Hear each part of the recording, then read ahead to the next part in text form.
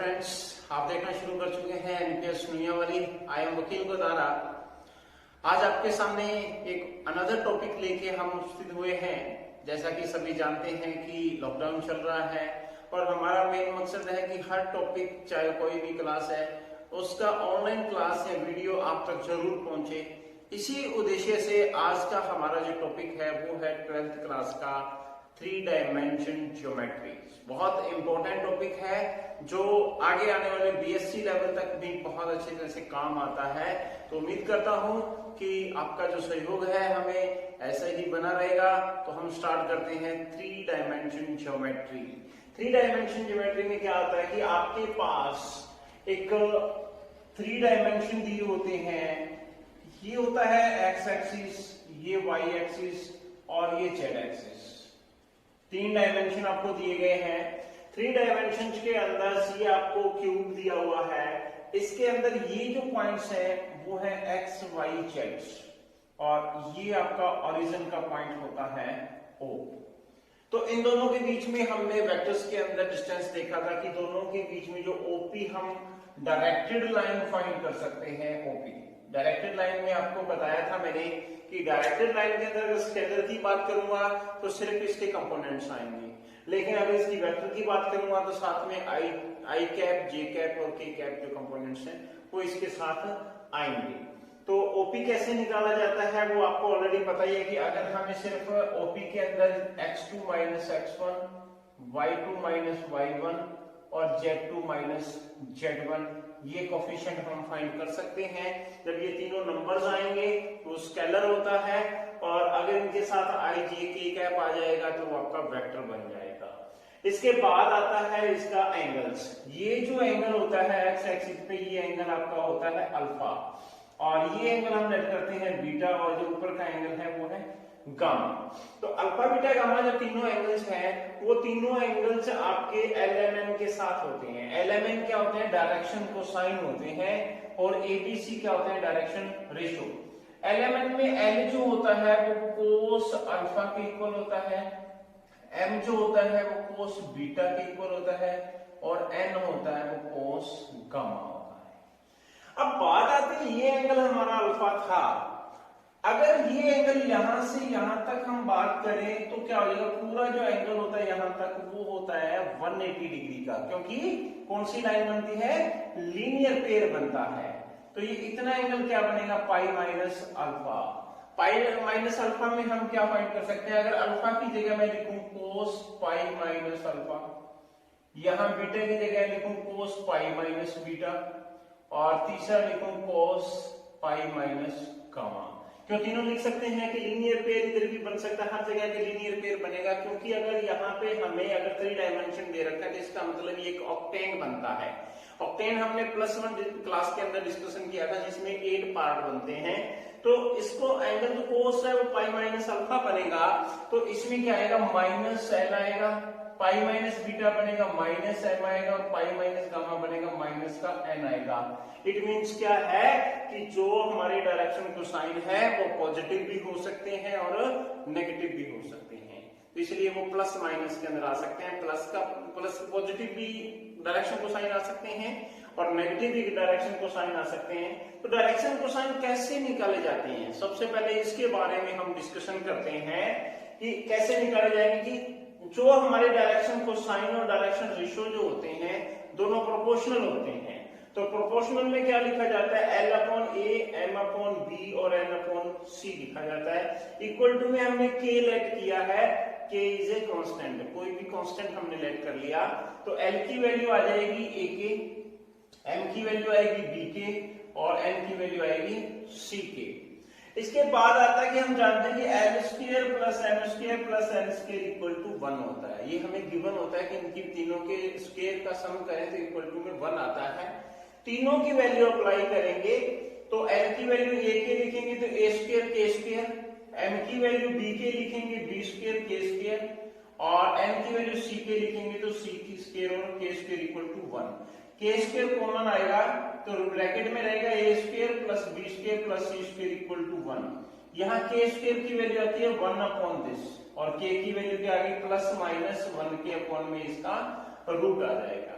ये k की value आई है, तो k की वैल्यू जब इस इक्वेशन में हम पुट करेंगे तो l की वैल्यू आएगी प्लस माइनस a के अपॉन में पूरे का रूट, m का वैल्यू आएगी b के अपॉन में प्लस माइनस में इसका रूट, और n की वैल्यू ये आएगी। मतलब कहने का मतलब क्या है कि अगर डायरेक्शन रेशियो आपको 3 पॉइंट्स दे रखे हैं तो किस तरीके से फाइंड करने पड़ेंगे। सबसे पहले हमें क्या निकालना पड़ेगा, ये चीज निकालनी पड़ेगी इन तीनों का roots, root A square plus B square plus C square, तीनों का रूट निकाल लेंगे तो तीनों का रूट ए के अपॉन में भी आ जाएगा, बी के अपॉन में भी लिखेंगे और सी के अपॉन में लिखेंगे तो हमारे क्या आ जाएंगे, डायरेक्शन कोसाइन आ जाएंगे। तो इस तरीके से डायरेक्शन कोसाइन हम फाइंड कर सकते हैं। तो हम एक्सरसाइज जो है 12.1 जिसमें हमें डायरेक्शन कोसाइन निकालना है, किस तरीके से निकालना है इसके लिए हम अभी डिस्कस करते हैं।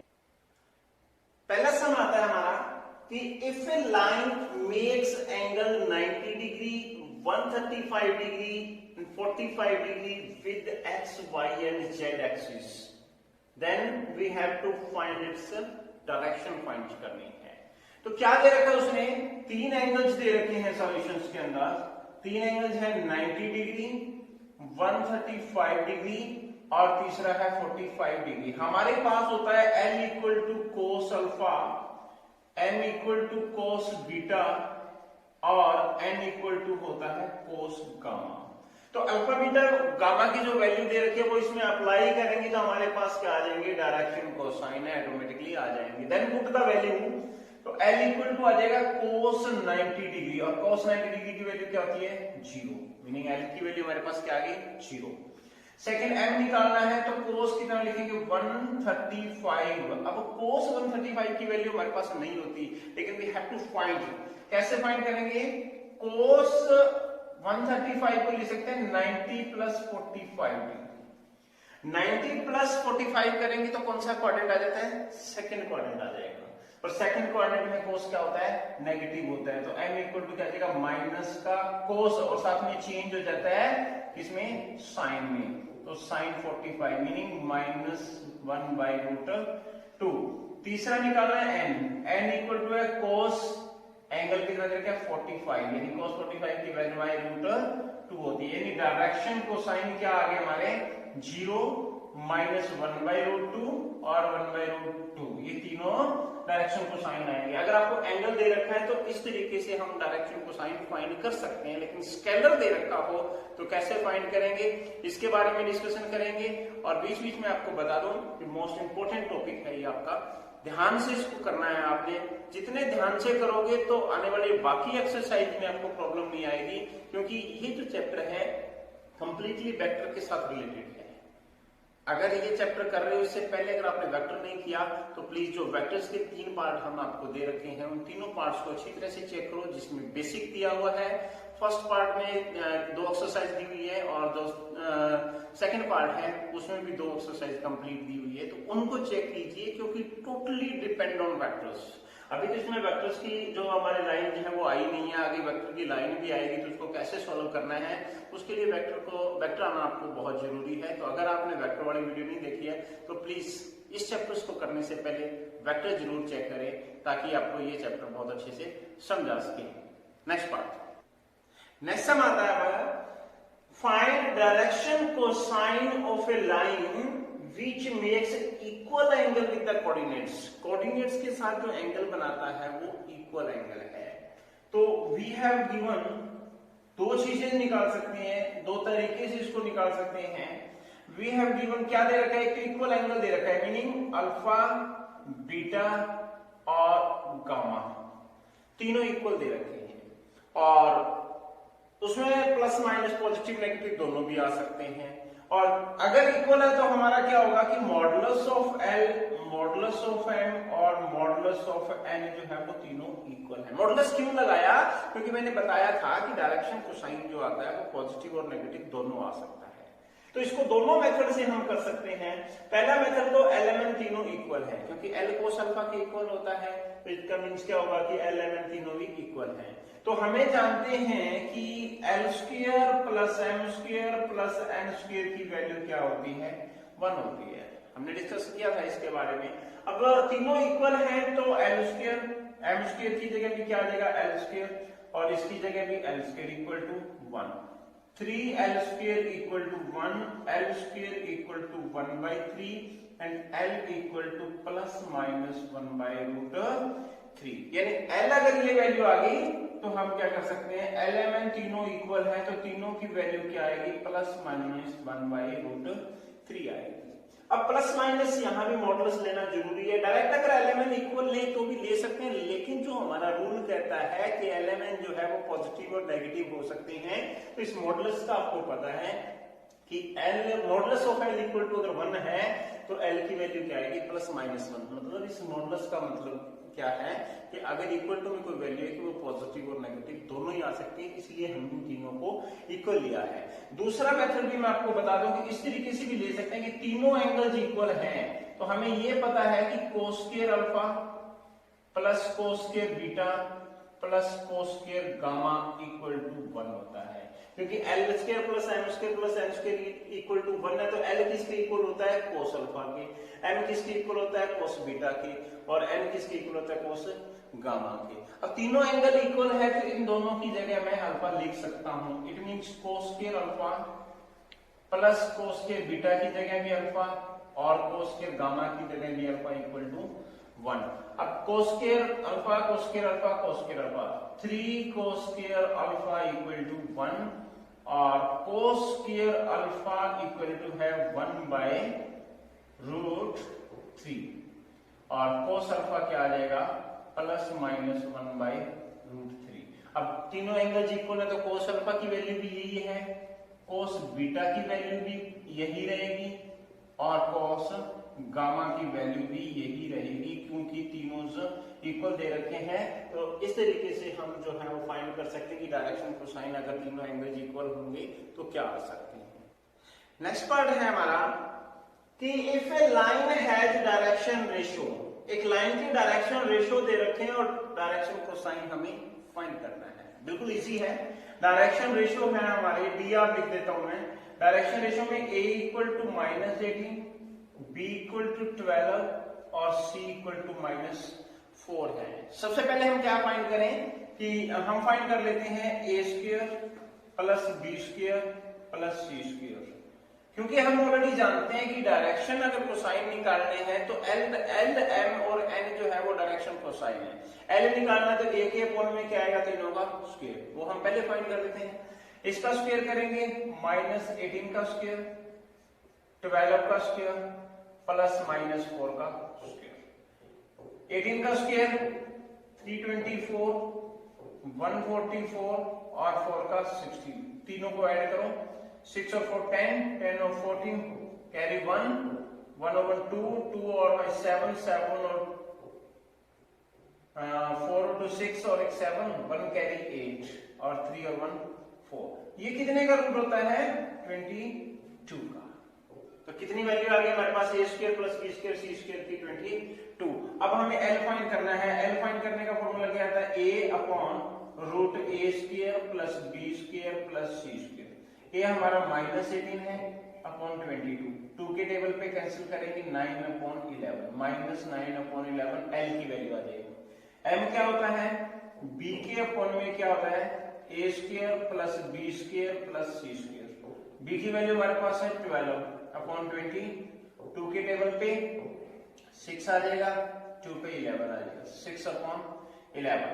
एन की वैल्यू सी के अपॉन में A square plus B square plus C square और माइनस का 4 अपॉन 22, 2 के टेबल पे कैंसिल करेंगे -2 अपॉन 11। यानी डायरेक्शन कोसाइन हमारे क्या आ गए, -9 अपॉन 11, 6 अपॉन 11 और -2 अपॉन 11। ये हमारे डायरेक्शन कोसाइन इस तरीके से फाइंड कर सकते हैं। नेक्स्ट पार्ट है हमारा कि show that the points A B and C के 3 पॉइंट्स दे रखे हैं वो कोलिनियर हैं। वेक्टर्स के अंदर भी हमने पॉइंट कोलिनियर किए थे, आपको याद होंगे। क्या निकाला था, ए बी और बी सी निकाला था। अगर कोई भी उनमें से कॉमन पॉइंट आके इक्वल हो जाता है तो पॉइंट्स क्या होंगे, कोलिनियर। सेम चीज 3D के अंदर है। देखते हैं, ए का पॉइंट्स है हमारे पास 2 3 4, बी का पॉइंट्स है हमारे पास -1 -2 और 1, सी का पॉइंट है 5 8 और 7। अब हमने आपने क्या निकालना है, पॉइंट कोलिनियर करने सबसे पहले आप ए बी फाइंड कर लो।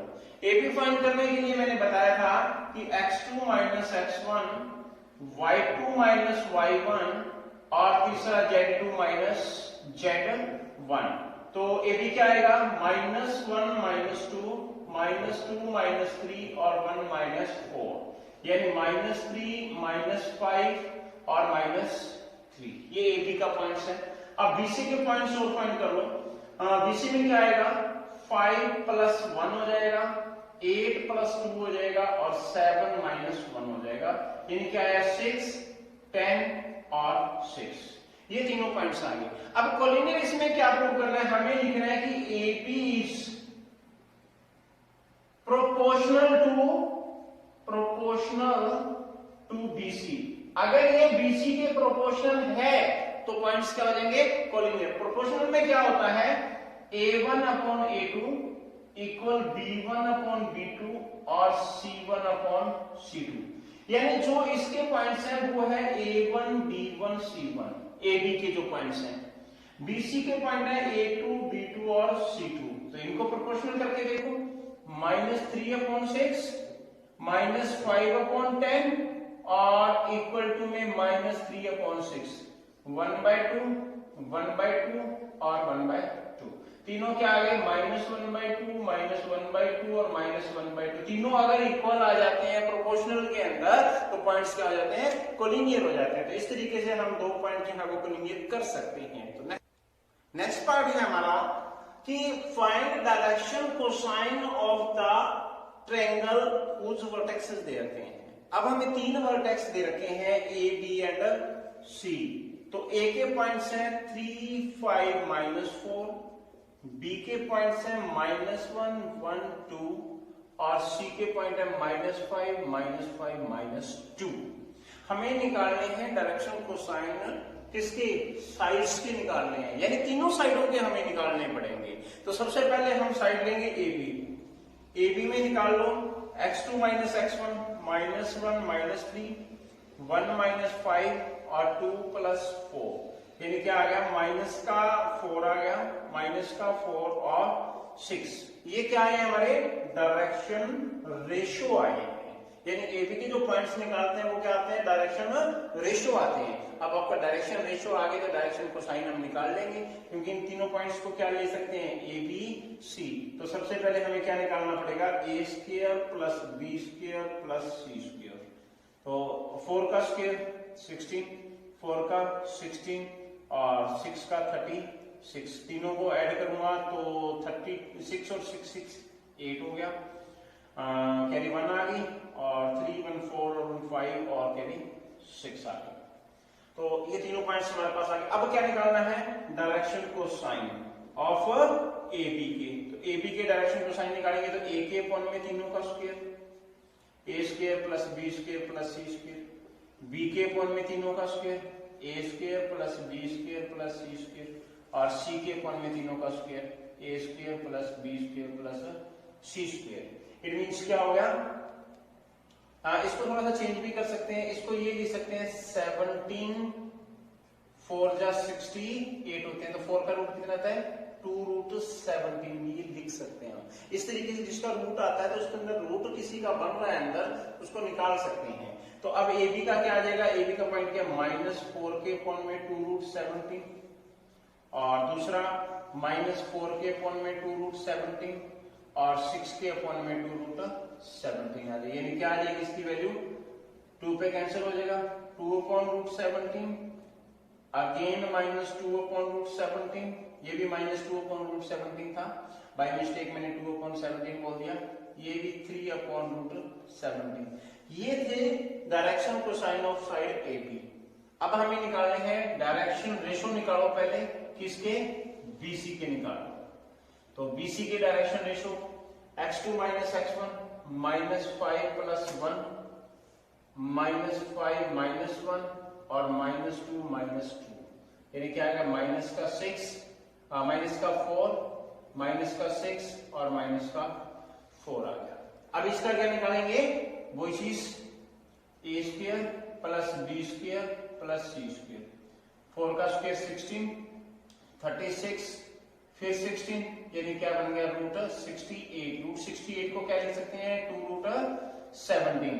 तो डायरेक्शन को साइन क्या होंगे बीसी के, इसके अपन में आ जाएगा -4 के अपन में 2 रूट 17 और -6 के अपन में 2 रूट 17 और -4 के अपन में 2 रूट 17 यानी क्या आ जाएगा माइनस का 2 अपॉन रूट 17 और माइनस का 3 अपॉन रूट 17 और माइनस का 2 अपॉन रूट 17।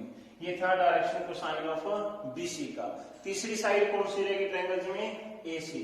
क्या निकालेंगे डायरेक्शन कोसाइन ऑफ एसी। पहुंचता हूं डायरेक्शन कोसाइन ऑफ एसी निकालेंगे तो पहले डायरेक्शन क्या निकालना पड़ेगा रेशियो निकालना पड़ेगा एसी का। तो डायरेक्शन रेशियो में x2 minus x1 y2 minus y1 और z2 minus z1। Minus minus plus हो गया, माइनस का 8 माइनस का 10 और प्लस का 2। तो तीनों पॉइंट्स क्या आ गए ए बी सी। तीनों का रूट निकाल लो A square plus B square plus C square.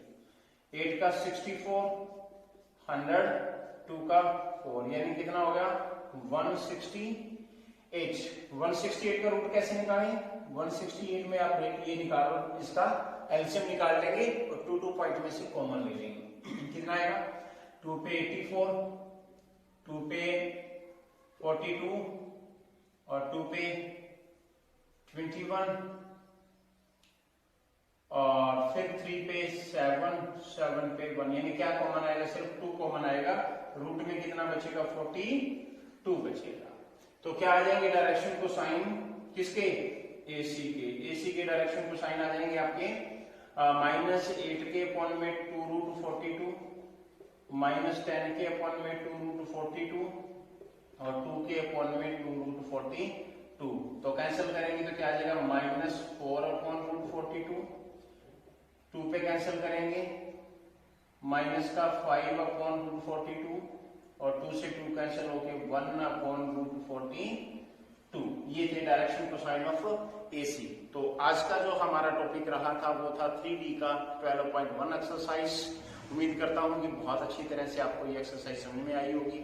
अगली जो एक्सरसाइज है तो उसी के अकॉर्डिंग टाइम टेबल के अकॉर्डिंग आपके पास पहुंचती रहेगी, क्योंकि ये जो मेन टॉपिक है 3D है, वेक्टर है, या इसके बाद एलपीपी आ जाती है, या प्रोबेबिलिटी है, इंटीग्रेशन है, ये मेन टॉपिक जो है आपके कोशिश करेंगे कि लॉकडाउन तक ये सारे टॉपिक आपके कंप्लीट हो जाएं। बाकी जो इजी टॉपिक है जैसे मैट्रिक्स है या उसमें से और कुछ कोई टॉपिक हैं जो बहुत इजी हैं तो वो आप इजीली कर सकते हैं, उसमें ज्यादा प्रॉब्लम नहीं आएगी। वो तो लॉकडाउन के बाद विद इन 1 मंथ हो सकते हैं, लेकिन ये टॉपिक जो है इनको कम से कम एक टॉपिक पे 1 महीना लगता है। तो ये टॉपिक आप इजीली घर बैठे आराम से कर सकते हैं। हमारी वीडियो जो है उनको देखते रहिए। हमारा जो पेज है उसका पेज जो है यूट्यूब के ऊपर एनपीएस नोनिया वाली, उसको सर्च करके वीडियो देख सकते हैं, या फेसबुक पेज जो है हमारा एनपीएस नोनिया वाली, उस पर भी आप देख सकते हैं। तो आपने